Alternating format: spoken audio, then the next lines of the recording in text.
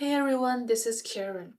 So, unfortunately, 1 month ago, I was affected by the massive tech layoff, and luckily, I was able to find my next job after 1 month. I know how stressful the job hunting process can be, and in this video, I wanted to share my personal experience about how did I find the next job, as well as to offer some tips about do's and don'ts if unfortunately you were affected by the layoff. So just for some background for the context of my story, I have been working as a data engineer for the past 2 years, and I'm working remotely in Canada for a company headquartered in the United States. The company had around 100 people, and I was unfortunately affected by the 20% reduction in force from my previous organization. So, this is the first 5 minutes after you find out that you were affected by the layoff. I'll talk about the don'ts first because this is usually the time that I feel like myself was the most panicking and thinking about so many questions in my head. So before you still have access to your company system and before you lose the access to your company system, do not spend too much time thinking about why there's a layoff, why me, why not anyone else, why I got such good review for my last performance review, but I still got affected by the layoff. Those questions are not important. The decision has been made, and you're the one that's on the list. It's not a fact that we can change. So you can spend like 10 minutes to digest this news, and please do not spend too much time dealing all of your emotions in your head right now. We'll deal with those emotions later. So please calm down, and what you need to do is that first download all of the personal documentations on your company laptop. That includes all of the tax related forms, your employment offer letter, stuff like that. And second, you need to write down all of the details for the recent projects that you've been working on.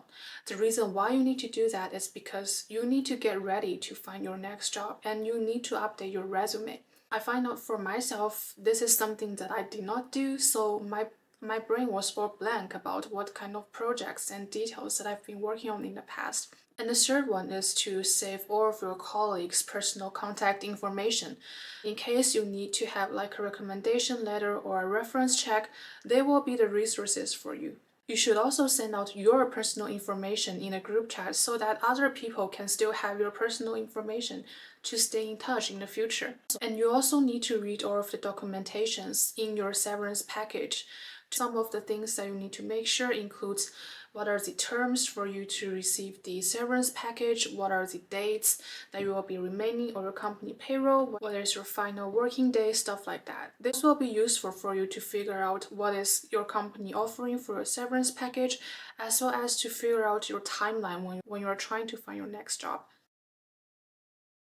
Now let's assume that you've done what I've suggested for you to do before you lose company access. And now you're finally get the freedom of not working anymore. There's no 9 to 5 regular jobs, there's no daily stand-ups, you're all free. Now what should you do for the week after you find yourself that you are getting laid off? I'll talk about the do's first. The first thing is spend some time to relax. You have been working full time for such a long time, and I would highly encourage you to spend a day or two to just do whatever you want on your wish list, whether to hang out with your friends, whether to do like a crazy karaoke, or just do like a crazy drinking party, do whatever you do to release all of your emotions. And if you wanted to cry, just cry it out. For myself, I was actually crying for 1 night nonstop, and that is the way that I personally release all of my emotions. So talk to your friends and family, to talk to your loved ones, talk to whoever is supporting you during these difficult situations. They will understand you and they will make you feel better. Now, I know that you might feel super stressful and super confused about what I'm supposed to do next, but you deserve those time for you to fully relax and enjoy your life for some time. And I would also highly encourage you to filter all of the noises. Those include some of the rumors or like group chats talking about whether there's, for example, talking about whether there's gonna be sort of reorganization of your previous company, where whether it's gonna be a second layoff, stuff like that. I don't think you should spend too much of your energy on those kind of noises, but instead you should focus on yourself, focus on healing yourself and taking some rest before you get ready for your next job hunt. During those time, I would assume that your brain has released some of the capacity for you to think about what I should do next. You should also come up with a plan about the timeline, whether you wanted to find a job next or whether you just wanted to spend some time to get together with your friends and family until the markets get better. Okay, now let's assume that you've done whatever's on your wish list and you get yourself well arrested and you finally are getting ready to applying for your next job. Now, I know that it's really common for us to doubt ourselves. Like, the job market is so bad right now. I see so many people getting laid off. They are so much more experienced than me. Please do not have those imposter syndromes. Yes, it is a pretty bad job market, but there is still some opportunities, especially for those of you who are experienced. Now, this is what I recommend you to do. The first one is to write a LinkedIn post. Now, please do not be ashamed about the laying off. Please do not doubt yourself or feeling nervous to tell the public about that you're getting laid off. The purpose of writing the LinkedIn post is to utilize your network as much as possible. Tell your friends and tell your previous networks that you are open to work, and I'm sure that your friends and networks are willing to help you to find your next gig. For myself, after making the LinkedIn post, I got a lot of reactions, I got a lot of friends reaching out, and also I got a lot of recruiters just reaching out directly from LinkedIn about some of the job opportunities that they had. So a LinkedIn post is a great way for you to announce to public that you're open to work and to highlight some of the skill sets that you had for those potential opportunities for you to land. And you should also ask for referrals directly from your friends and directly from your connections that's working in the same industry. I do find out that referrals are much more efficient than applying directly to the job postings, which will increase a lot of your chance to get an interview for the next job. Now, some of you might ask, oh, my resume hasn't been updated for a really long time. How much time am I supposed to spend updating my resume? My suggestion is that you do not have to spend too much time polishing your resume. And for me personally, I spend around 2 hours just to make sure that my resume is up to date. It's good enough for you to send out, and you do want it to put yourself out there as soon as possible. And in terms of how many jobs did I apply for, I think the number should be relatively high, and for me, I was aiming to apply for around 20 jobs per day for 1 week. The reason I set up this goal is that you do want to apply for as many jobs as possible within the short period of the time. The reason why is because when you are getting some sort of interviews, you do want to make sure that the timelines are aligned so that you're not talking to one company and they're about to make you an offer and you just started another interview process, other company. In this way, you will be maximizing the opportunities that you had as much as possible. Now, what you should not do when you're applying for jobs is that please do not spend too much time getting ready for the interview yet. I know that for me personally, I was like, oh, I haven't been officially interviewed for around like 2 years. How am I supposed to review all of those lead code questions, data structure and algorithm, as well as some of the live coding problems? This kind of stuff you will need to worry after you get a job interview. And the number one priority right now for you is to get your resume ready and to send your resume out as soon as possible. Now, after the whole brutal application process, congratulations, you finally get some recruiter calls. Now, one of the really common questions from the recruiter calls is that the recruiter will ask you about the compensation level that you're expecting. My suggestion is that to offer a relatively low number of the compensations that you're expecting. If you offered a relatively high number that is over their budget, they might think that this person is asking too much and do not move on to the next step. However, if you offer a relatively low number, that doesn't mean that you are not going to negotiate your offer once you get the offer letter. you are still able to negotiate using some sort of competing offers, and you will be able to demonstrate how much experience and skill sets you had in those interviews.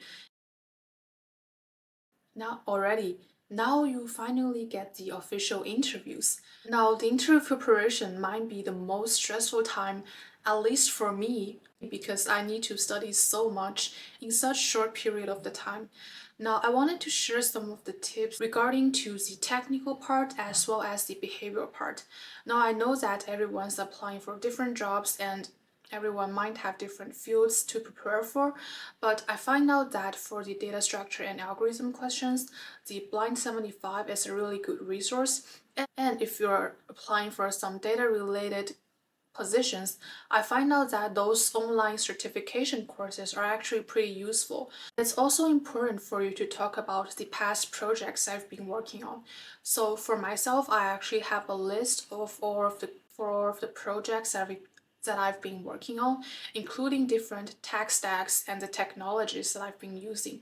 So I also have another sheet just for the behavioral questions that I write down all of the examples that I had during my past works experience. And actually, when you're talking to so many different companies, I find out that there's some sort of muscle memories in those interviews as well, that you're just constantly repeating yourself about those projects, those behavioral questions I've been working on. And I do suggest you to try to prioritize various interviews if you're getting an overwhelming amount of interviews at the same time. I usually prioritize those kind of interviews relating to the personal interest as well as the possibilities that I think I could potentially get the job. And next, I do wanted to talk about the psychological aspect. It's a 4 month for me full of the stress, full of the anxiety, and I wanted to share some of my experience of how did I deal with that. Please do not doubt yourself. Being laid off is unfortunate. It sucks, I know that, I've been there.